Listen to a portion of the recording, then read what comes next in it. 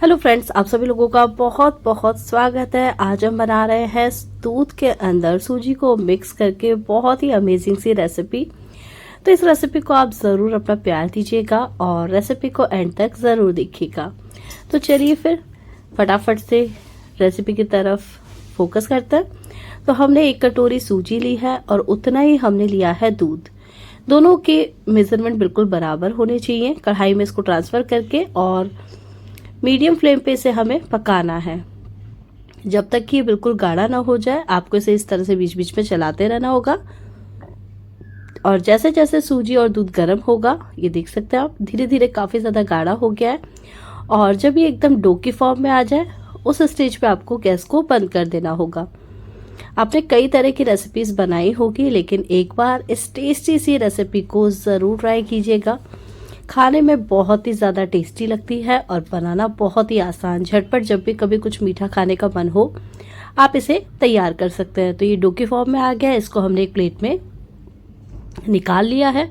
Spatula से इसे थोड़ा सा हमने फैला दिया ताकि ठंडा हो जाए। 1 पिंच इसमें हम डालेंगे बेकिंग सोडा, 1 चम्मच सफ़ेद तिल। अगर आपको तिल पसंद नहीं है तो आप इसे स्किप कर सकते हैं। और 3 चम्मच के लगभग इसमें हम ऐड करेंगे पाउडर शुगर।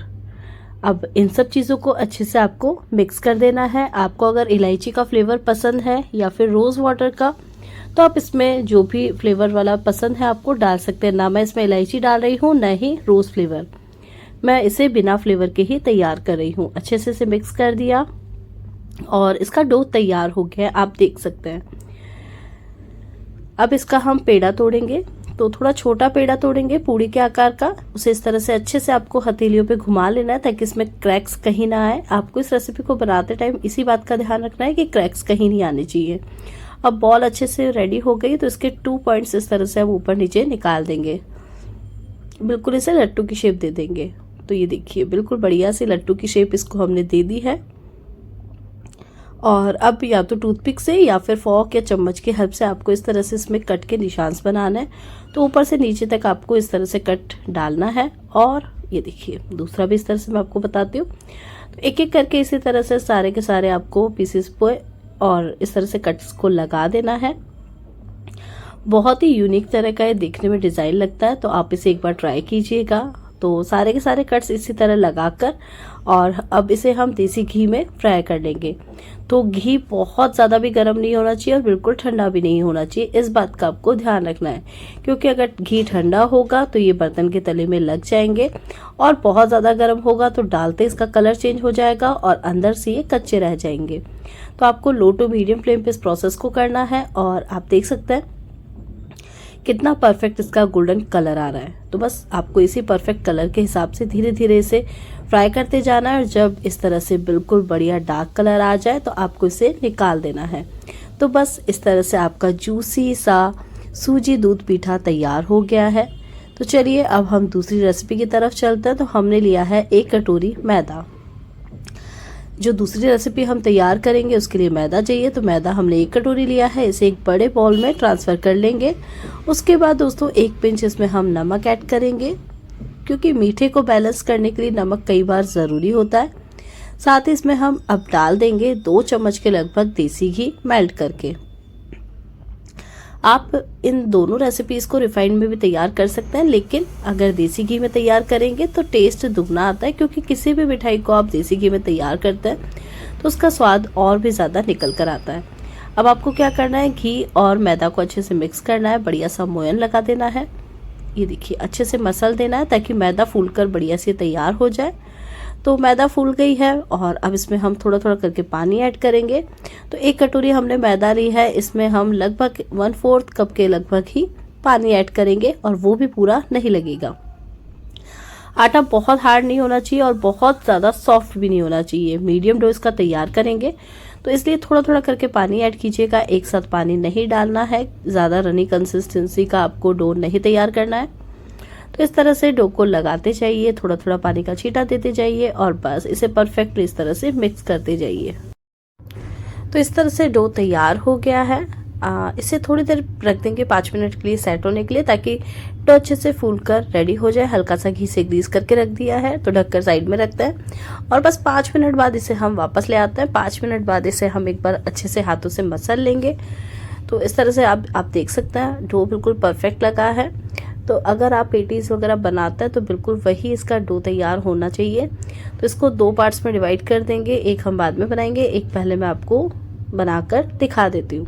तो इस तरह से इसका पेड़ा तैयार कर लेंगे। दोनों पेड़े हम तैयार करके रख लेंगे और बस फटाफट से इसको हम इस तरह से चकले के ऊपर बेलना स्टार्ट कर देंगे। ना कोई ऑयल लगाना है, ना कोई आपको सूखा आटा डस्ट करना है। इसे बिल्कुल पतला आपको बड़े साइज का एक रोटी तैयार कर लेना है। जितना पतला हो सके, जितना इसका आप साइज बढ़ा सकते हैं आप बढ़ा दीजिएगा।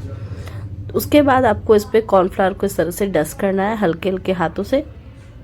कहीं पर भी आपको कॉर्नफ्लावर छोड़ना नहीं है, हर जगह आपको इस तरह से इसे डस्ट करना है। उसके बाद आपको इसे एक फोल्ड करना है, तो फटाफट पहले डस्ट कर देते हैं। उसके बाद इसे हाफ फोल्ड करेंगे। हाफ फोल्ड करके वहाँ पर भी आपको कॉर्नफ्लावर को डस्ट करना है। तो यहाँ इसको इस तरह से हाफ फोल्ड करके कॉर्नफ्लावर डस्ट करेंगे। दोबारा भी इसी तरह से हाफ फोल्ड करके और इस पर कॉर्नफ्लावर को हम डस्ट कर देंगे। इसके बाद वापस इसे हम फोल्ड करेंगे और वहाँ पर भी आपको कॉर्नफ्लावर को इस तरह से डस्ट करना है। तो ये हाफ फोल्ड किया, हल्का सा कॉर्नफ्लावर डस्ट करेंगे और वापस इसे फोल्ड करेंगे। अब इसे हल्के हाथों से आपको बेलना है। तो थोड़ा आप इसको अच्छे से सेट कर लीजिएगा और उसके बाद बिल्कुल हल्के हाथ से इसे धीरे धीरे इस तरह से प्रेस करते हुए बेलते हुए एक लंबा शेप दे दीजिएगा। तो रेक्टेंगल शेप इसका रेडी हो जाएगा। और जो हमने इसके इतने सारे फोल्ड्स किए हैं, इसकी वजह से इसमें काफ़ी सारे लेयर्स तैयार हो जाएंगे। तो हमने इसको इस तरह से बेल लिया है। उसके बाद कुकी कटर लेंगे। तो मैंने फ्लावर शेप का कुकी कटर लिया है, आपके पास जो हो आप उससे इसको तैयार कर सकते हैं। उसके बाद आपको इस तरह से इसमें कट्स लगा देने हैं। तो एक एक करके इस तरह से आप कट लगाते जाइएगा और ढेर सारे आपके फ्लावर इस तरह से आप तैयार कर सकते हैं। तो सारा का सारा हमने कट कर लिया है और इतने सारे पीसेस हमने तैयार कर लिए हैं।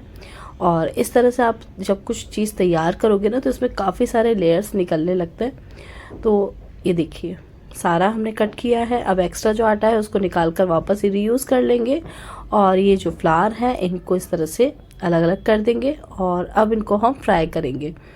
तो इसे भी हम देसी घी में ही फ्राई करने वाले हैं। आप रिफाइंड में भी कर सकते हैं, लेकिन देसी घी में करेंगे तो टेस्ट और अच्छा आता है। तो घी गरम करने रख दिया था मैंने और ज़्यादा गरम नहीं होना चाहिए, हल्के गरम घी में ही आपको इसको ऐड करना है, ताकि जैसे जैसे घी गरम हो वैसे वैसे धीरे धीरे इनका साइज़ इंक्रीज़ हो और ये फूल कर बढ़िया से तैयार हो जाए। तो आप देख सकते हैं धीरे धीरे इनके लेयर्स ऑटोमेटिकली खुलने लग गए हैं और अलग अलग ऊपर की तरफ आने लगे हैं, बिल्कुल फ्लावर की तरह फूलने लग गए हैं। तो बस एक एक करके इस तरह से डालते जाइए, जितना स्पेस हो उतना आप डालिए, बाकी आप बाद में सेकंड बैच में फ्राई कर लीजिएगा। तो जितना स्पेस था मैंने इसमें ऐड कर दिया है। उसके बाद इसे हम फूलने के लिए छोड़ देंगे। अब एक बार हमने इसे बिल्कुल भी छेड़ा नहीं, अब इसे हम अलट देंगे, पलट देंगे और इस तरह से लेयरफुल हम मिठाई तैयार कर सकते हैं। बहुत अमेजिंग, डिफरेंट, यूनिक सी ये मिठाई होगी और टेस्ट इसका लाजवाब, बहुत ही क्रंची होगा और बहुत ही जूसी। तो जूसी कैसे होगा, इसके लिए आप वीडियो में आगे तक बने रहिए। तो बस अच्छे से इसको अलटते पलटते कलर गोल्डन आने तक हमें फ्राई कर लेना है। बढ़िया सा क्रंची हो चुका है हमारा नाश्ता। तो अब इस स्टेज पे इसे हम निकाल लेंगे। इसे निकालने के बाद अब इसे जूसी बनाने के लिए दोस्तों हमें तैयार करना होगा शुगर सिरप। तो पहले इसे निकाल देते हैं, इसे साइड में रखते हैं। अब 1 कप हमने लिया है चीनी और आधा कप इसमें हम डालेंगे पानी।